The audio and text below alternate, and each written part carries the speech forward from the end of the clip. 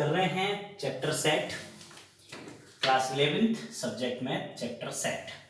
और इसके आज हम बात करेंगे इसमें सबसेट के बारे में कि सेट का सबसेट क्या होता है। तो ध्यान से समझिएगा आप किसे कहते हैं।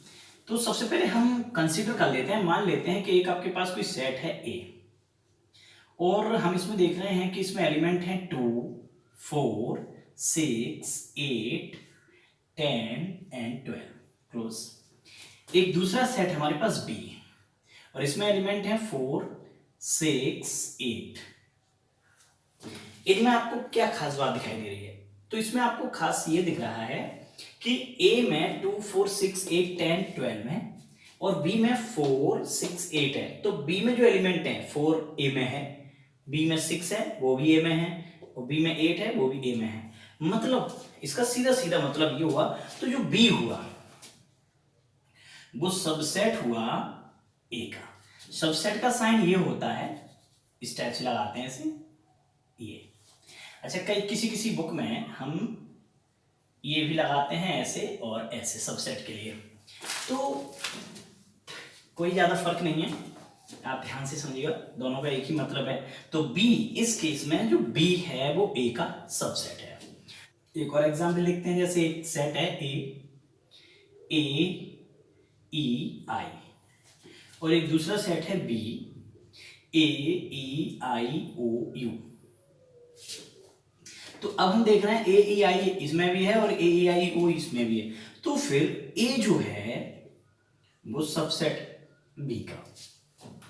क्योंकि अब एक और एग्जाम्पल देखते हैं, जो एक सेट है A 2, 4, 6 और एक दूसरा सेट है 2, 4, 7, 9, 11।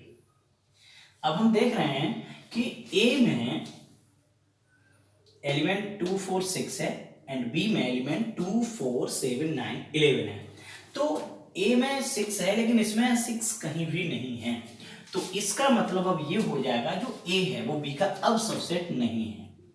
ये ध्यान रखना है आपको कि जिसे आप सबसेट बनाने वाले हैं या जो सबसेट है उसके सारे एलिमेंट उस बड़े वाले सेट में जरूर होने चाहिए। तो अब यहाँ पर जो A है वो is not a subset of B, is not ये साइन हम यूज कर लेते हैं। तो इस तरीके से हम सेट और सबसेट की जो है कंडीशन उसको समझते हैं। अब आपके पास एक सेट है A और इसके हैं 2, 4, 6 एंड 8। एक दूसरा सबसेट है B 2, 4, 6 एंड 8। अब यहां पर क्या होगा, क्योंकि यहां तो A भी वही है और B भी वही है, ऐसे केसेस में जिसमें एवरी एलिमेंट इज इक्वल, तो ऐसे सेट्स को हम कहते हैं इक्विवेलेंट सेट, इक्वल सेट और सबसेट। ये दोनों एक दूसरे के सबसेट हैं, चाहे तो आप A सबसेट B लिख दो और चाहे आप B सबसेट A लिख दो। तो ऐसे केसेस में जहां दोनों इक्वल हों उसमें साइन हम A equal to subset B ये वाला यूज करते हैं। समझ में आएगा? जहां बिल्कुल सेम हो तब आप ये साइन सबसेट के लिए लगाते हैं। चीज और समझ लीजिए, जैसे ये A है 2, 4, 6 एंड 8 एंड B जो है वो ये है। तो फिर B जो है अगर एम्प्टी सेट है तो B is subset of A, यानी कि जो एम्प्टी सेट होता है, नल सेट होता है, वो सबसेट होता है एवरी सेट का।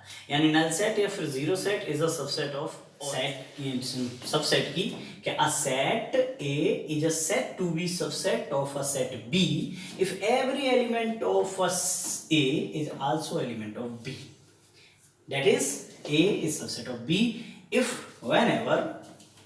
अब मान लें कि किसी सेट में A जो एलिमेंट है वो A में अवेलेबल है, ठीक है ना, is belonging to A, then it is also in belonging to B। अगर वो A में बिलोंगिंग करेगा तो फिर वो B में अवश्य होगा, ठीक है ना। इसलिए ये A जो है वो B का सबसेट है। A set A is said to be a subset of set B if every element of A is also element of B, that is A is subset of A, ठीक है ना। तो अब हम इसके कुछ नोट पॉइंट समझ लेते हैं सेट में, जो सबसेट में आएंगे। पहला ये मैंने आपको भी बताया था कि every set A is a subset of itself, that is A is subset of A। मतलब जैसे एक कोई सेट है A इक्वल टू 1, 2, 3, तो ये अपने आप का तो सबसेट है ही है। मान लो एक और सेट बना दे रहे हैं 1, 2, 3, इसलिए तो हम इसको कह सकते हैं ए सबसेट ऑफ ए, यानी कि every set is also subset of itself. ये पहला टॉपिक क्लियर हुआ। दूसरा है null set phi is a subset of every set.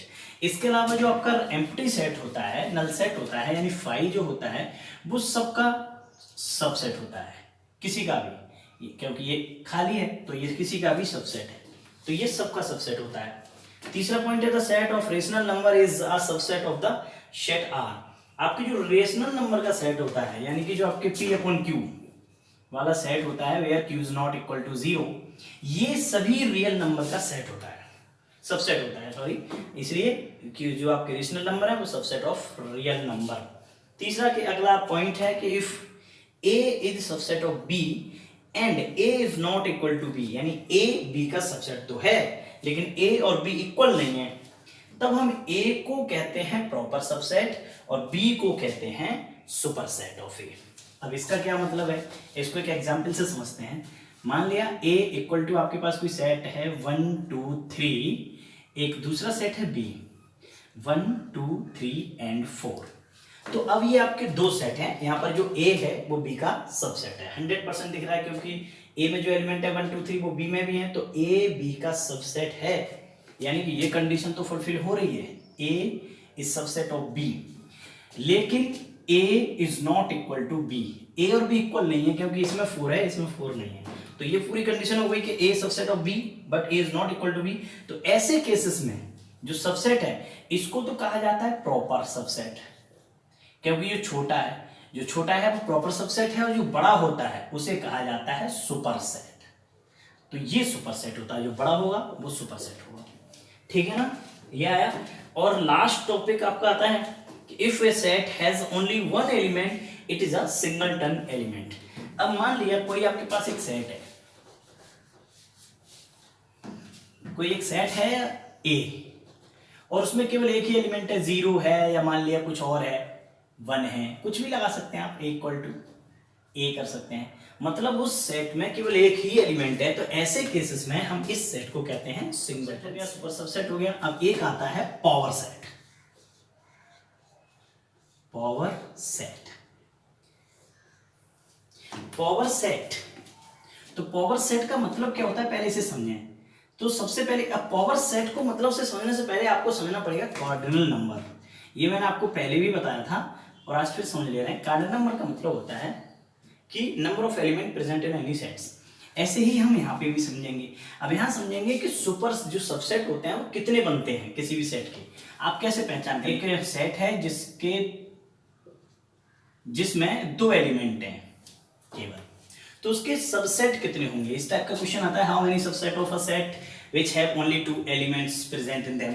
तो हम कैसे पहचान करेंगे, तो इसके लिए एक फॉर्मूला होता है इक्वल टू 2.3, इसमें 2 एलिमेंट हैं। अब इसका हमें नंबर ऑफ एलिमेंट बताने हैं, इसके कितने सबसेट बनेंगे, तो n of pa equal to हम 2 की पावर n लगाएंगे और n of pa equal to, तो 2 की पावर, अब यहाँ 2 एलिमेंट हैं तो 2 की पावर 2 मतलब 4 एलिमेंट, यानी इसके 4 सबसेट बनेंगे। अब वो 4 सबसेट कौन कौन से होंगे देखते हैं।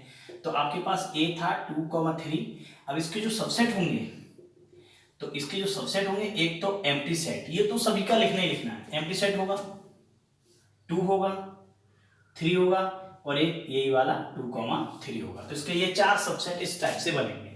तो ये था सेट सबसेट, किसी भी एक सेट के सारे सबसेट। तो अब हमें इसका पावर सेट निकालना है, तो पावर सेट निकालने के लिए हम निकालेंगे पीए। अब हम ये जो पीए निकाल रहे हैं, तो पीए निकालने के लिए हम क्या करेंगे, ये जो सारे सबसेट हैं इनको भी हम एक सबसेट के अंदर लिख देंगे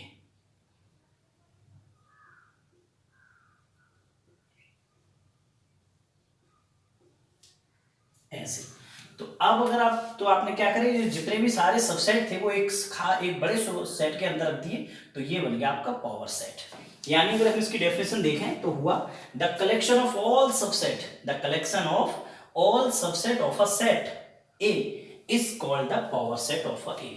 तो ये जो है पीए वो इसका पावर सेट है and it is denoted by the letter PA, इसको पीए से रिप्रेजेंट करते हैं। तो किसी में कितने सबसेट होंगे इसके लिए मैंने आपको फॉर्मूला बता दिया है, 2 की पावर n से। अगर मान लिया किसी में 3 एलिमेंट हैं, जैसे a इक्वल टू एक दूसरा सेट है और इसमें a b c है, तो तो पहले तो हमें ये पता लगाना है कि इसके कितने सबसेट बनेंगे। तो इसके सबसेट बनेंगे 2 की पावर 3, मतलब 8 इसके सबसेट बनेंगे। अब 8 होंगे एम्प्टी सेट, ए वाला, बी वाला, सी वाला, फिर ए बी, और फिर उसके बाद बी सी, उसके बाद सी ए सेट है।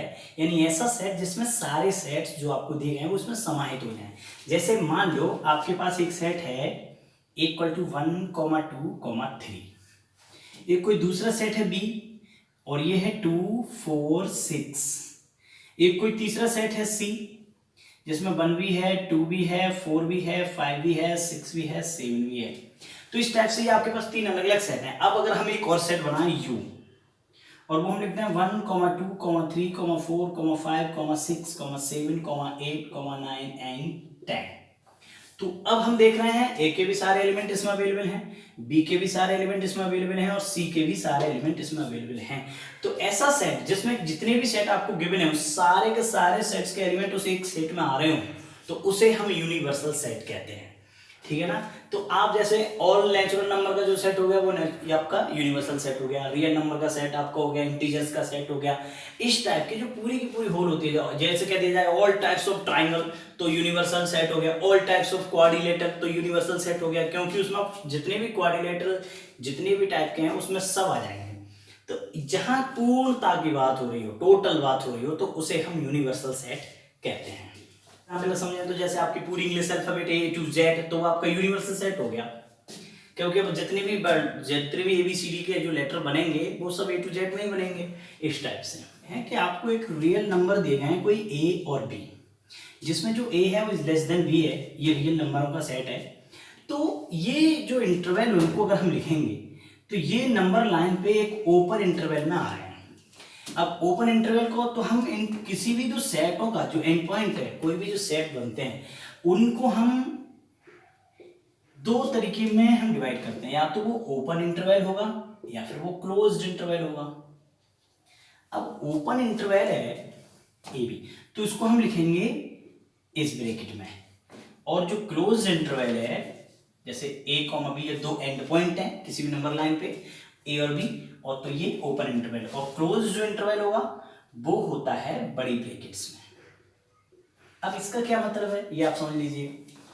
इसका मतलब ये है ओपन इंटरवल का कि यहां पर क्या होता है ए और इसके बीच में हमने कोई पॉइंट मान लिया y है, ठीक है ना, a is less then y is less then b। तो इस केस का मतलब ये है, जैसे मान लो ये नंबर लाइन है, ये पॉइंट है a और ये पॉइंट है b। तो अब इसमें क्या होगा, आपकी नंबर लाइन यहां से खींचेगी, यानी कि इसमें a और b के बीच के तो सारे नंबर इंक्लूड होंगे, लेकिन a और b छोड़ दिए जाएंगे। a और b उस लाइन में नहीं लिए जाते हैं ओपन इंटरवल में। अच्छा, क्लोज्ड में क्या होगा, इसका मतलब होता है a is less than equal than y less than equal than b। तो इसका मतलब यह है कि a और b जो है, अब अगर ये नंबर लाइन है और ये नंबर लाइन पर कोई 2 पॉइंट हैं a एंड b, तो अब इसकी जो नंबर लाइन खींचेगी वो इनको इंक्लूड करके खींचेगी, क्योंकि अब ये क्लोज्ड हो गया। अब इसमें क्या है, तो a और b भी इसके सेट में इंक्लूड होंगे। तो इसका मतलब क्लोज्ड का ये होता है, इनको आप इंक्लूड करोगे और इसमें आप इंक्लूड नहीं करते हैं। इनके 2 और बना दिए गए हैं, ओपन बट एक्सक्लूड बी, जैसे एक ही हो गया a कॉमा बी और ऐसे। इसका मतलब हो गया कि ए की तरफ से तो ओपन है, यानी ए इंक्लूड नहीं किया जाएगा, बट बी इज इंक्लूडेड हो गया। अगर इसको हम इसकी तरह देखें तो इसका मतलब हो गया A is less than Y and equal than B.